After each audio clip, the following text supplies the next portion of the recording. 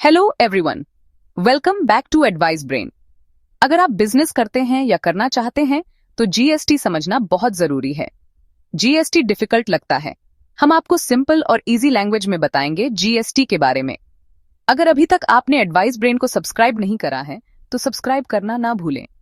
और ये हमारी जीएसटी की स्पेशल सीरीज चल रही है जिसमें हम डेली 3 वीडियो लेकर आते हैं और आज हम आपको बताने वाले हैं section 38 communication of details of inward supplies and input tax credit.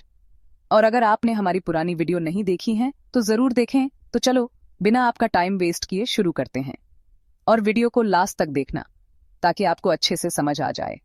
Section 38 subsection 1 कहता है जो रजिस्टर्ड पर्सन ने अपने आउटवर्ड सप्लाईज की डिटेल सेक्शन 37(1) के अंडर फाइल की है उनकी बेसिस पर एक ऑटो जेनरेटेड स्टेटमेंट बनेगी जिसमें इनपुट टैक्स क्रेडिट आईटीसी की डिटेल्स होंगी। ये स्टेटमेंट इलेक्ट्रॉनिकली उन रेसिपिएंट्स को अवेलेबल कराई जाएगी जिन लोगों ने वो सप्लाईज रिसीव की हैं।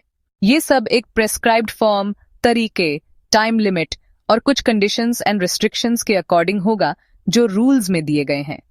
जो ऑटो जेनरेटेड स्टेटमेंट सबसेक्शन 1 के अंडर बनती है उसमें 2 तरह की डिटेल्स होती है। ए, ऐसी इनवर्ड सप्लाईज यानी खरीद की डिटेल्स जिनके लिए रेसिपिएंट को इनपुट टैक्स क्रेडिट आईटीसी मिल सकता है।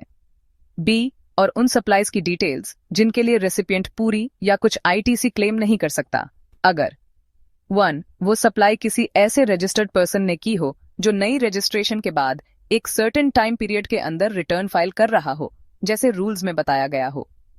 2.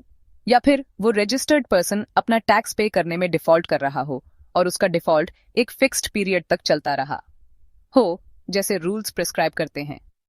3. वो रजिस्टर्ड पर्सन जिसकी आउटवर्ड सप्लाई स्टेटमेंट जो उसने सेक्शन 37(1) के तहत फाइल की हो में दिखाया गया आउटपुट टैक्स उसने एक्चुअल में पे नहीं किया हो, यानी उसके फाइल्ड आउटपुट टैक्स और पेड आउटपुट टैक्स में एक सर्टेन लिमिट तक डिफरेंस हो जो रूल्स में फिक्स्ड है। 4.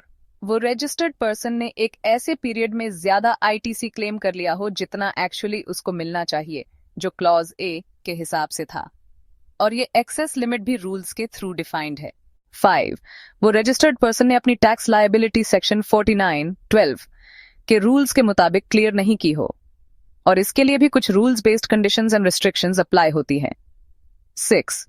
और कोई और कैटेगरी के लोग जिन्हें रूल्स के थ्रू प्रिस्क्राइब किया गया हो। तो दोस्तों आज के लिए इतना ही, मिलते हैं नेक्स्ट वीडियो में।